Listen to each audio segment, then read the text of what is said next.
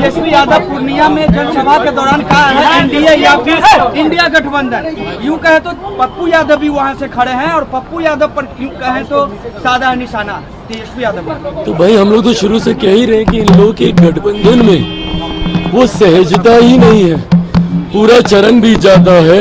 इन लोगों के सहयोगी दल इनके लिए प्रचार में ही नहीं आते हैं, और जब ये प्रचार में किसी सीट पर जाते हैं तो वहीं पर इन्हीं के सहयोगी दल के साथी बागी उम्मीदवार के तौर पर निर्दलीय वहां से चुनाव लड़ रहे होते हैं। तो ऐसे में राजद, कांग्रेस और वाम दलों के बीच में कोई एकता, कोई मिला जुलाकर कार्य करने की रणनीति है ही नहीं।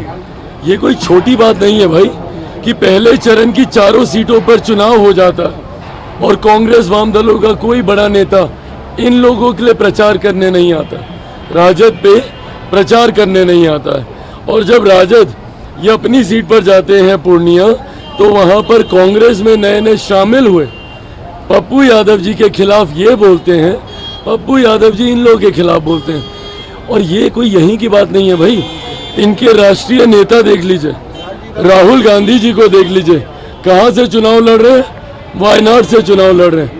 वहां पर इन्हीं के सहयोगी दल से एक नेत्री है जो इन्हीं के सामने चुनाव लड़ रही हैं। तो ऐसे में कांग्रेस के जब सबसे बड़े नेता के सामने ही इन्हीं के घटक दल वाम दल के द्वारा प्रत्याशी दे दिया गया है। कांग्रेस का गठबंधन दिल्ली में आम आदमी पार्टी से, पर पंजाब में नहीं है। बिहार में दोनों गठबंधन में है राजद और कांग्रेस, पर यहाँ पर पहले चरण में कांग्रेस का कोई नेता इनके लिए प्रचार नहीं करता, और तो और अपने प्रत्याशी पूर्णिया में इनके सामने खड़े कर देता है। तो ये जनता भी देख रही है कि ये सिर्फ स्वार्थ के लिए बनाया गया ये गठबंधन है। ऐसे में जनता कतई इन लोगों पर विश्वास नहीं करने वाली। इसीलिए मैं बार बार कह रहा हूँ, जो लोग इनके साथ पहले थे, अब तो मांझी जी भी हम लोग के साथ आ गए, उपेंद्र कुशवाहा जी को भी पता चल गया कि ये लोग धोखेबाज लोग हैं। सब लोग वापस आकर एनडीए का गठबंधन मजबूत हुआ है।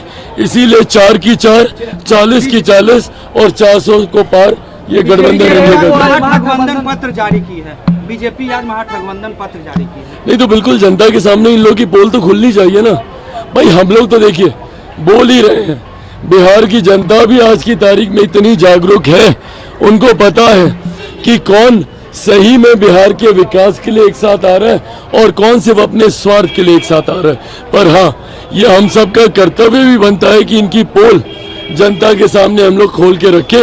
आप लोग का साथ हम लोग लेते हैं और ये पत्र सामने आया।